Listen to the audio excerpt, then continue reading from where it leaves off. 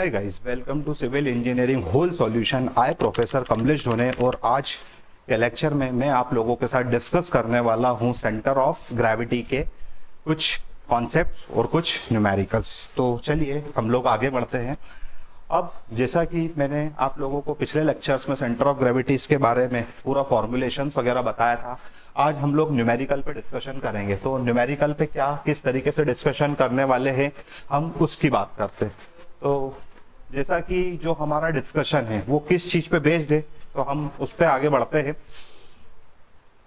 सबसे पहले मैं आप लोगों को ये बताना चाहूंगा कि जैसे सपोज ये एक रेक्टेंगल है, ये एक रेक्टेंगल है, ठीक है। इस रेक्टेंगल की एक सीजी होती है, ये दूसरा रेक्टेंगल है, इस रेक्टेंगल की भी एक सीजी होती है, जो कि मैंने आपको बताई थी। रेक्टेंगल की सीजी होती है b/2 और d/2। ये दोनों रेक्टेंगल है। अब इन दोनों रेक्टेंगल्स को अगर मैं आपस में ज्वाइन कर देता हूं तो इसकी एक सीजी होगी, ठीक है। जिस प्रकार एक मिरर है, एक मिरर में एक इमेज दिखती है, पर अगर उस मिरर को मैं गिरा दूं और उसके 100 टुकड़े हो जाए, अब अगर आप उसके अंदर देखेंगे तो आपको 100 इमेज दिखेगी, ठीक है। पहले मिरर पूरा जुड़ा हुआ था तो उसमें एक इमेज दिख रही थी, अब मिरर के 100 टुकड़े हो गए तो मिरर के अंदर 100 इमेज दिख रही। तो वैसे ही सीजी का कॉन्सेप्ट है, इसकी सीजी अलग होगी, इसकी सीजी अलग होगी इस रेक्टेंगल की, और जब इन दोनों रेक्टेंगल को मैं आपस में क्लब कर दूंगा, और जैसे ही मैं इसे क्लब करूंगा तो ये देखिए ये एक टी सेक्शन बन गया। कौन सा सेक्शन बन गया? ये टी सेक्शन बन गया। अगर अब ये टी ऐसा भी हो सकता है, अगर मैं इस टी को ऐसा कर दूं इन्वर्टेड, दो रेक्टेंगल को अगर ऐसा जोड़ू तो ये इन्वर्टेड टी बन गया। क्या बन गया? ये इन्वर्टेड टी बन गया। अच्छा, अगर मैं तीन रेक्टेंगलों को आपस में जोड़ देता हूं तो ये देखिए ये एक सी सेक्शन बन गया, ठीक है। इसके बाद अगर जैसे मान लीजिए ये एक रेक्टेंगल है, ये दूसरा रेक्टेंगल है और ये तीसरा रेक्टेंगल है, ये देखिए अब इसमें क्या फर्क है देख रहा है आपको? ऊपर वाला रेक्टेंगल छोटा है और नीचे वाला रेक्टेंगल बड़ा है, ठीक है। ये भी एक आई सेक्शन बन गया। इसके बाद अब मैं इसमें एक चीज और कर सकता हूं कि अगर ये देखिए ऊपर वाला रेक्टेंगल और नीचे वाला रेक्टेंगल दोनों को बराबर कर दूं तो ये भी एक आई सेक्शन हो गया। इसके बाद एक पॉसिबिलिटीज ये बनती है, ये देखिए अगर मैं दो रेक्टेंगल को इस तरीके से जोड़ दूं तो ये एक एल सेक्शन बन गया। अगर मैं तीन रेक्टेंगलों को इस तरीके से जोड़ दूं तो ये आपका एक जेड सेक्शन बन गया। तो इस तरीके से आप काफी सारे सेक्शंस बना सकते। तो देखिए आपको कुछ भी नहीं है, अब एग्जाम्स में आपको ये इन सब चीजों में से कोई भी क्वेश्चंस की सीजी और एमआई दोनों फाइंड करने का पूछा जा सकता है। तो देखिए एमआई फाइंड करने के लिए, मोमेंट ऑफ इनर्शिया फाइंड करने के लिए पहले आपको सेंटर ऑफ ग्रेविटी अच्छे से पता होना चाहिए, अच्छे से निकालते आना चाहिए। अगर आपकी सीजी ही, सेंटर ऑफ ग्रेविटी ही गलत निकलेगी तो फिर मोमेंट ऑफ इनर्शिया तो ऑलरेडी गलत ही आएगा। तो आपको पहले सीजी पे कमांड करनी है, सेंटर ऑफ ग्रेविटी पे कमांड करनी है। तो वो कमांड किस तरीके से करनी है हम लोग उस पर चर्चा करेंगे। तो देखिए मैंने आप लोगों के सामने कुछ सेक्शन बना दिए। ये टी सेक्शन है, ये भी इन्वर्टेड टी सेक्शन है, ये इसे हम सी सेक्शन कहते हैं, इसे हम चैनल सेक्शन भी कहते हैं। कौन सा सेक्शन? चैनल सेक्शन भी कहते हैं। ये आई सेक्शन है, ये भी आई सेक्शन है, ये एल सेक्शन है और ये आपका जेड सेक्शन है। ऐसे और भी सेक्शन बना सकता हूं मैं। अब देखिए, अब मैंने आपको सीजी के दो फॉर्मूले बताए थे, एक होता है एक्स बार और एक होता है वाई बार। तो अब हमें कब एक्स बार का फॉर्मूला लगाना है और कब वाई बार का फॉर्मूला लगाना है मैं आपको वो बताने की कोशिश कर रहा हूं, ठीक है। हमारे पास सीजी के दो फॉर्मूले, एक एक्स बार और एक वाई बार, मैंने आपको प्रीवियस लेक्चर में बताए थे। अब कौन सा फॉर्मूला कहां लगाना है हम थोड़ा सा उस पर चर्चा करने वाले हैं। तो देखिए अगर आपको वो सीखना हो तो कुछ भी नहीं करना है। दो एक्सिस होती है, एक एक्स एक्सिस होती है और एक वाई एक्सिस होती है। जो हॉरिजॉन्टल है वो एक्स एक्सिस और जो वर्टिकल है वो वाई एक्सिस। आपको सिर्फ इसे कट करके देखना है कि ये किस सेक्शन के अबाउट सिमेट्रिकल है। ये देखिए जैसे ये टी सेक्शन, जब मैं इसको एक्स एक्सिस पे कट करूंगा और इसको अगर फोल्ड करने की कोशिश करूंगा आपस में तो ये फोल्ड नहीं होगा, मतलब ये एक्स के सिमेट्रिकल नहीं है। पर जब मैं इसे वाई एक्सिस पे कट करूंगा तो देखिए, और इसे फोल्ड करने की कोशिश करूंगा तो ये वाई एक्सिस के क्या है? सिमेट्रिकल है। ओके, तो ये चीज क्लियर हो गई। आपको इसे कट करके देखना है जैसे ये मेरा ये हाथ दूसरे हाथ के क्या है, सिमेट्रिकल है। जैसे आपकी जो नोटबुक होती है वो एक दूसरे के क्या होती है, सिमेट्रिकल होती है एक एक्सिस पे। तो यहाँ पर आपको वो सारी चीजें चेक कर करके देखना पड़ेगी कि ये सिमेट्रिकल है या नहीं है, और है तो किसके है। तो ये देखिए ये y के सिमेट्रिकल है, ये देखिए मैं यहाँ लिख देता हूं, ये किसके सिमेट्रिकल है, ये y के सिमेट्रिकल है। इसे देखिए ये भी टी सेक्शन है, इसे भी जब आप y पे कट करोगे तो ये भी y के सिमेट्रिकल है। अच्छा अब ये है सी सेक्शन, इसे बताइए आप ये किस एक्सिस के अबाउट सिमेट्रिकल है। देखिए इसको जब मैं एक्स एक्सिस पे कट करूंगा तो ये फोल्ड हो जाएगा, y पे फोल्ड नहीं होगा। ये कौन सी एक्सिस पे फोल्ड हो रहा है, ये एक्स एक्सिस पे फोल्ड हो रहा है। ये किसके सिमेट्रिकल है, ये भी एक्स एक्सिस के सिमेट्रिकल है। ये देखिए मैं लिखते भी चल रहा हूं, ये किसके सिमेट्रिकल है, ये एक्स के सिमेट्रिकल है, ठीक है।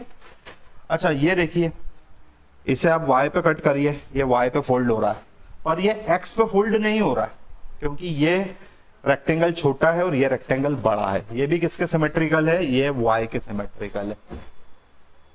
फिर इधर देखिए इसको x पे भी कट करिए और इसको y पे भी कट करिए, ये दोनों के सिमेट्रिकल है। y पे भी फोल्ड हो रहा है और x पे भी फोल्ड हो रहा है, तो ये दोनों के सिमेट्रिकल है। इसलिए मैं इसमें लिख देता हूं बोथ, दोनों के सिमेट्रिकल है, x के भी और y के भी। और ये दोनों अनसिमेट्रिकल है। आप इसको किसी भी एक्सिस पे कट कर लीजिए ना, ये किसी के भी सिमेट्रिकल नहीं, ना ये x पे फोल्ड होगा ना ये y पे फोल्ड होगा। ये भी ना तो x पे फोल्ड होगा ना ये y पे फोल्ड होगा, तो ये अनसिमेट्रिकल है। क्या है ये, अनसिमेट्रिकल है, ना ये x के सिमेट्रिकल है ना ये y के सिमेट्रिकल है, ठीक है। तो ये दोनों जो है ये अनसिमेट्रिकल है, ना तो ये x के सिमेट्रिकल है ना ये y के। आगे बात समझ में, दोनों के ही सिमेट्रिकल नहीं है, ठीक है। अब कॉन्सेप्ट क्या है, ये सब न्यूमेरिकल है, इसमें वैल्यू चेंज करके आपसे कोई भी न्यूमेरिकल पूछे जा सकते हैं, ठीक है। तो आपको पता होना चाहिए कि किस न्यूमेरिकल में आपको क्या चीज फाइंड करना है।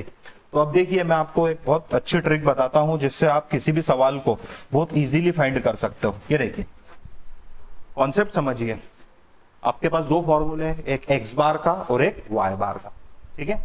अब दो फॉर्मूले हैं आपके पास, तो आप दो फॉर्मूले में ये देखिए कि आपको कब एक्स बार निकालना और कब वाई बार निकालना है। तो ये देखिए सबसे पहले टी सेक्शन को देखिए, ये किस एक्सिस के अबाउट सिमेट्रिकल है, ये वाई एक्सिस के अबाउट सिमेट्रिकल है। वाई पे कट करोगे तो फोल्ड हो रहा है, तो इसमें क्या निकलेगा पता है आपको, इसमें निकलेगा वाई बार। कौन सा फॉर्मूला लगेगा, वाई बार, ठीक है। इसको देखिए, अगर अभी भी समझ में नहीं आया तो काफी बार आपको समझने का मौका मिलेगा।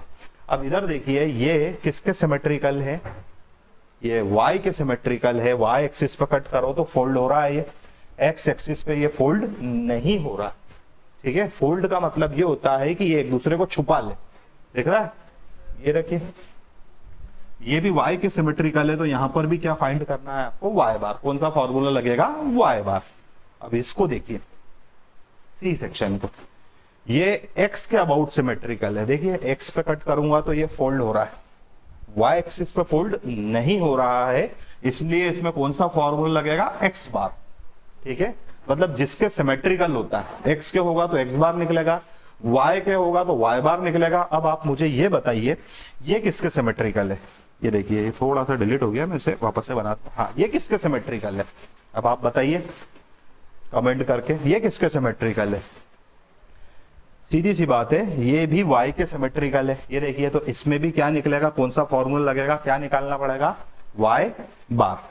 अच्छा अब यहां पर ये दोनों के, ये क्या है, ये x के भी सिमेट्रिकल है और ये y के भी सिमेट्रिकल है। अभी तक क्या हो रहा था, कोई या तो y के सिमेट्रिकल होता था, कोई x के सिमेट्रिकल होता था, पर ये दोनों के सिमेट्रिकल है। तो इसमें ना तो x बार निकलेगा ना y बार, मतलब इसमें कोई फॉर्मूला नहीं लगेगा। इसमें आप डायरेक्ट सीजी निकाल सकते हो।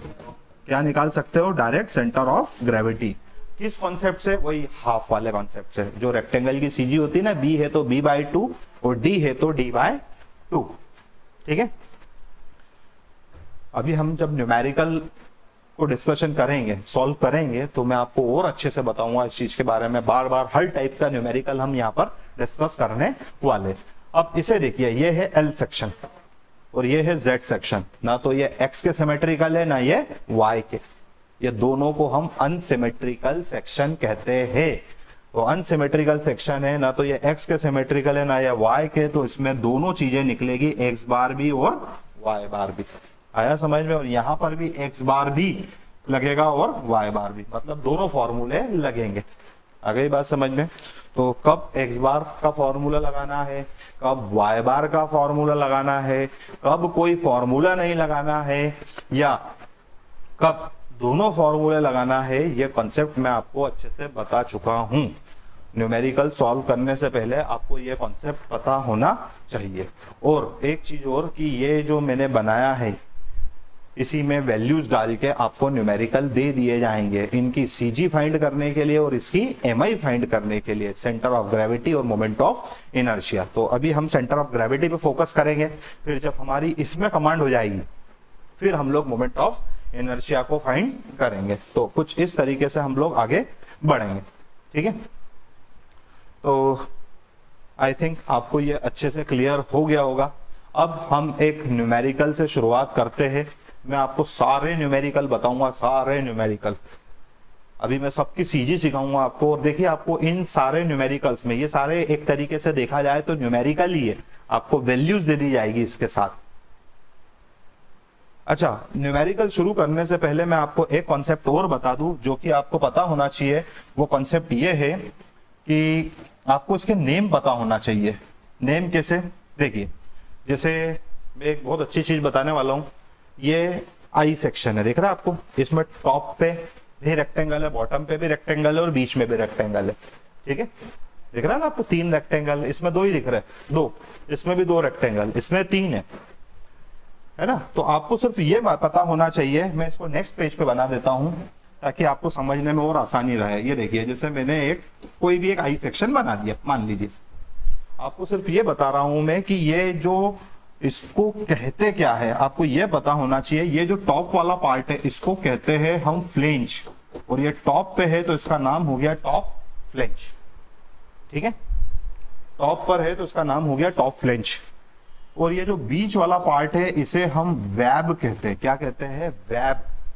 और ये जो बॉटम वाला पार्ट है इसे हम कहते हैं बॉटम फ्लेंज। क्या कहते हैं हम इसे? Bottom flange. तो टॉप फ्लेंज, वेब और बॉटम फ्लेंज। क्योंकि कई बार एग्जाम में डायग्राम बने हुए नहीं आते हैं, सिर्फ ऐसा लिखा जाता है कि इसका साइज इतना है, इसका साइज इतना है, और इसका तो आपको पता होना चाहिए कि किस चीज को हम फ्लेंज कहते हैं और किस चीज को हम वेब कहते हैं। आई थिंक आपको ये कॉन्सेप्ट भी समझ में आ गया होगा। अब हम लोग एक न्यूमेरिकल से शुरुआत करते हैं, और मैं इस न्यूमेरिकल में आपको सेंटर ऑफ ग्रेविटी को अच्छे से सिखाने की कोशिश करूंगा, और मैक्सिमम न्यूमेरिकल हम यहाँ सॉल्व करेंगे बिल्कुल, ताकि सेंटर ऑफ ग्रेविटी में आपको इन फ्यूचर में कभी किसी भी प्रकार की कोई दिक्कत ना आए। तो मैं शुरुआत करता हूं। सबसे पहले एक न्यूमेरिकल हम लोग लेते हैं, ठीक है? न्यूमेरिकल कैसा है देखिए, मैं बताता हूं न्यूमेरिकल्स, आप अच्छे से समझने की कोशिश करिएगा उस न्यूमेरिकल को। तो ये है पहला न्यूमेरिकल हम लोग ले रहे हैं कि आपसे बोला गया है एग्जाम्स में, ऐसा बोला गया है कि बोले एक टी सेक्शन है। ये देखिए, सबसे पहले टी से ही शुरुआत करते हैं। सबको ये सेक्शन क्लियर शो हो रहा है? ये है आपका टी सेक्शन। कौन सा सेक्शन है? ये है आपका टी सेक्शन। अब इस टी सेक्शन में सबसे पहले सपोज हम इसका साइज ले लेते हैं, ठीक है? इसका साइज ये है 100 mm, ये है 30 mm, ये देखिए, ठीक है? ये वाला जो साइज है ये 120 mm है जो कि दे रखा है, और ये वाला जो साइज है वो 30 mm है। आपको डायग्राम मेंशन है, सारा डाटा mm में, ठीक है? अब आपको क्या करना है, ये देखिए, ये टॉप वाला जो रेक्टेंगल है इसका साइज है 100 बाय 30, और ये जो बॉटम वाला रेक्टेंगल है इसका साइज है 120 बाय 30। अब आपको क्या करना है, आप पहले तो न्यूमेरिकल को अच्छे से देख लीजिए। आपको एग्जाम्स में ये पूछा गया है कि इसकी सीजी फाइंड करिए। क्या फाइंड करिए? सीजी, सेंटर ऑफ ग्रेविटी आपको इसकी फाइंड करना है। चलिए अब हम इसकी सेंटर ऑफ ग्रेविटी फाइंड करेंगे। तो हम किस तरीके से इसकी सेंटर ऑफ ग्रेविटी फाइंड करेंगे, हम लोग उस पर चर्चा करते हैं। चलिए देखिए, आपको सिर्फ कॉन्सेप्ट पे ध्यान देना है और किसी चीज पे ध्यान नहीं देना है।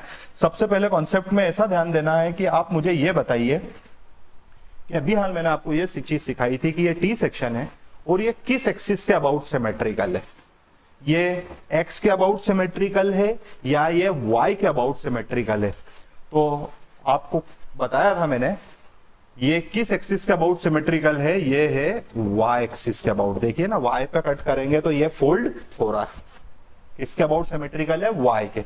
तो हमें पहली चीज तो ये क्लियर हो गई कि हमें क्या फाइंड करना है, ये y के अबाउट सिमेट्रिकल है, ठीक है।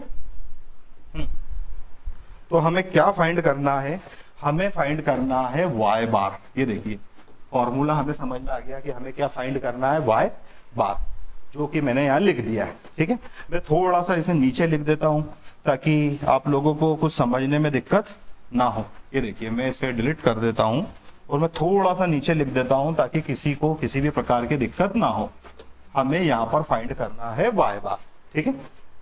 क्या फाइंड करना है हमें यहाँ पे, y बार। अब यहाँ पर देखिए कि यहाँ पे कितने रेक्टेंगल बन रहे हैं इसमें, तो यहाँ पर 2 रेक्टेंगल बन रहे हैं। ये रहा रेक्टेंगल नंबर 1 और ये रहा रेक्टेंगल नंबर 2। कोई जरूरी नहीं है मैंने इसे फर्स्ट और सेकंड माना है, आप इसे फर्स्ट और इसे सेकंड भी मान सकते हैं, कोई प्रॉब्लम नहीं होगी, ठीक है। अब हमारा जो फॉर्मूला है वो फॉर्मूला ये है a1y1 plus a2y2 divided by a1 plus a2। ये देखिए इस क्वेश्चन की हमें सीजी फाइंड करनी है। क्या फाइंड करनी है, अभी मैं मोमेंट ऑफ इनर्शिया के बारे में बात नहीं कर रहा हूं, अभी मैं सिर्फ किसके बारे में बात कर रहा हूं, सेंटर ऑफ ग्रेविटी के बारे में। तो हमें इस क्वेश्चन की सीजी फाइंड करनी है, सेंटर ऑफ ग्रेविटी। चलिए तो हमें ये y बार निकालना है, बस इतना सा काम है। 7 मार्क्स में या 5 मार्क्स में ये क्वेश्चन पूछा जा सकता है। अगर आपसे सीजी पूछी जाए तो ये देखिए ये सीजी मैं आपको निकालना सिखा रहा हूं। आपको क्या फाइंड करना है, y बार, ठीक है। ये चीज क्लियर हो गई। अब ये सारी वैल्यूज हमें लेकर आना है, ठीक है। और इसमें अगर हम ये वैल्यू लेकर आए और पुट कर देंगे तो हमारा क्वेश्चन खत्म हो जाएगा, आपको सीधे नंबर मिल जाएंगे, ठीक है। और मैं सीजी में आपको हर प्रकार की प्रॉब्लम यहां पर कराने वाला हूं। चलिए तो हमने 2 रेक्टेंगल डिवाइड कर लिए, this is rectangle number 1, this is rectangle number 2। अब देखिए हमें ये चीज निकालना है, हमें 2 चीजें फाइंड करनी है। पहला निकालना है a1 और a2। पहले हम ये निकाल लेते हैं। ये देखिए तो मैंने आपको ये बताया था कि ये a1 और ये a2 क्या होते हैं, ये होते हैं एरिया। किसके एरिया, सेक्शन के एरिया। चलो पहले ये देखो a1 रेक्टेंगल नंबर 1 दिख रहा है आपको, रेक्टेंगल नंबर 1 को देखिए सिर्फ और इसका एरिया बताइए, इसका एरिया कितना होगा। तो जो रेक्टेंगल नंबर 1 का जो एरिया होता है, एरिया का फॉर्मूला होता है लेंथ इनटू विड्थ, लंबाई गुणित चौड़ाई। तो ये देखिए कितनी है ये 120 बाय 30, यही होता है। आप लोगों ने रेक्टेंगल का एरिया निकाला है, ठीक है। जो भी एरिया है रेक्टेंगल का, लंबाई गुणित चौड़ाई, लेंथ इनटू विड्थ, यही होती है, ठीक है। तो ये 120 है और ये 30 है। तो जब हम इसको सॉल्व करेंगे तो ये हो जाएगा 3600। अब सबसे इंपॉर्टेंट चीज है इसकी यूनिट, एरिया की यूनिट होती है mm², क्योंकि सारा डाटा mm में दिया हुआ है, इसलिए मैंने यहाँ लिखा है mm²। आप एग्जाम में इसकी यूनिट लिखना ना भूलें, यूनिट इसकी बहुत इंपॉर्टेंट है।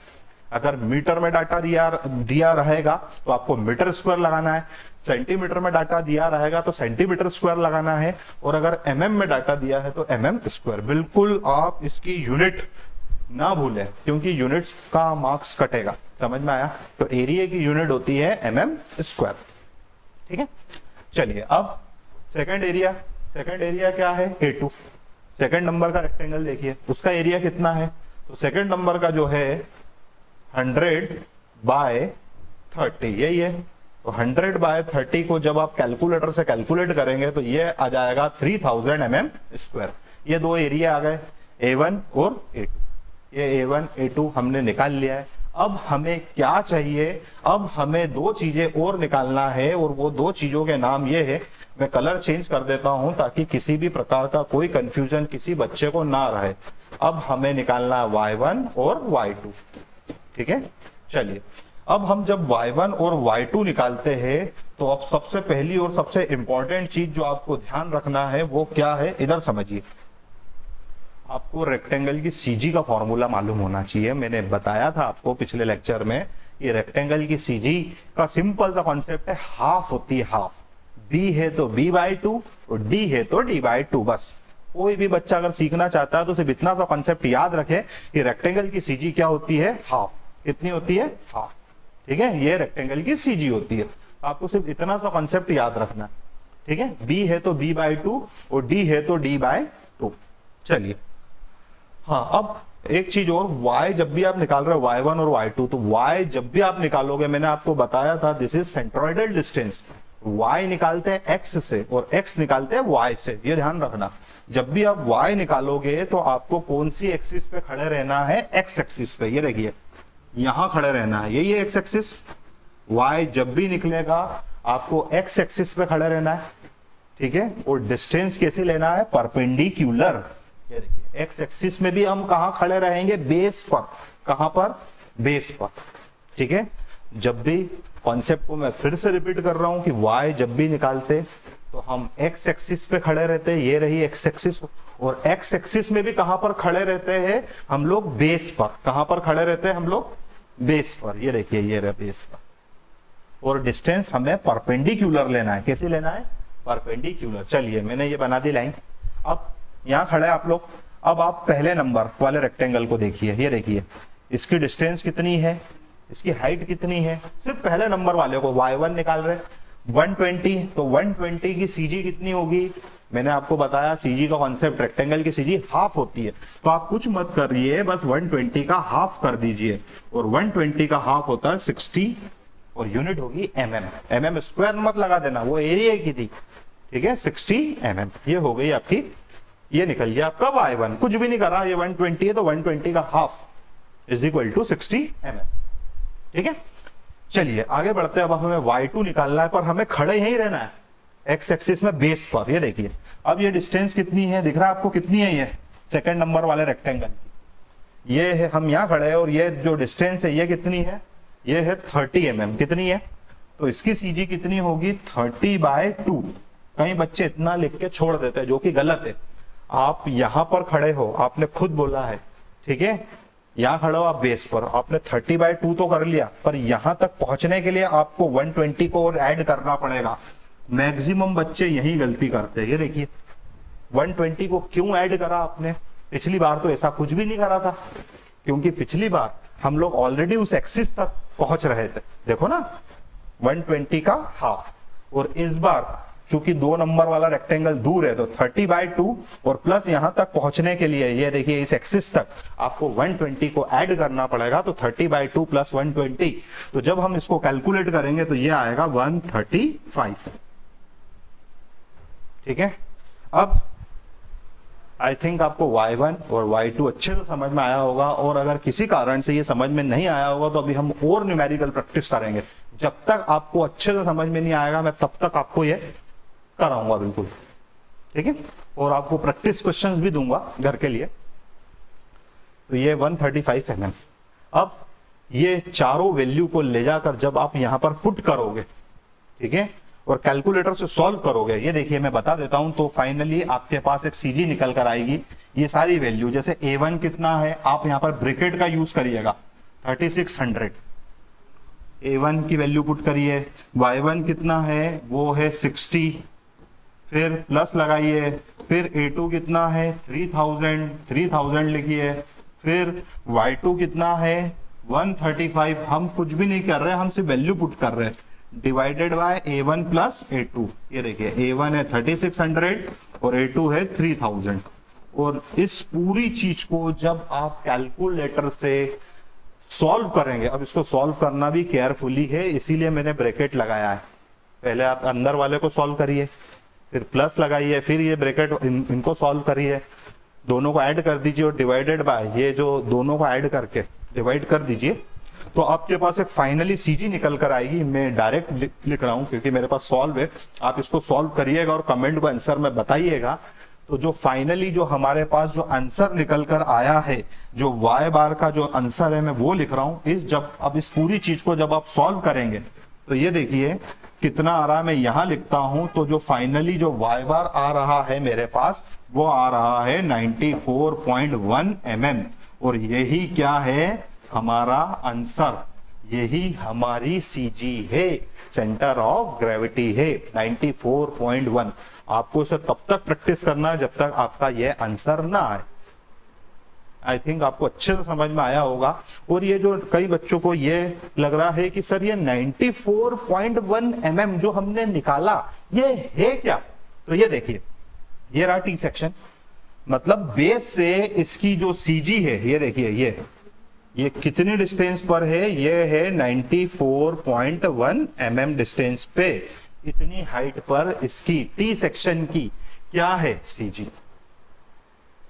ओके, तो आई थिंक आपको टी सेक्शन की सीजी अच्छे से समझ में आ गई होगी।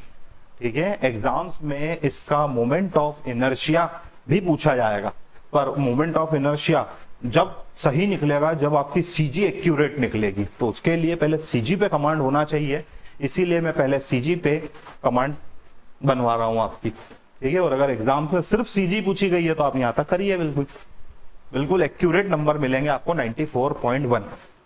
ये था आपका टी सेक्शन का न्यूमेरिकल। ठीक है, तो आई थिंक आपको ये न्यूमेरिकल अच्छे से समझ में आया होगा, बिना किसी रुकावट के और बिना किसी प्रॉब्लम के। ठीक है।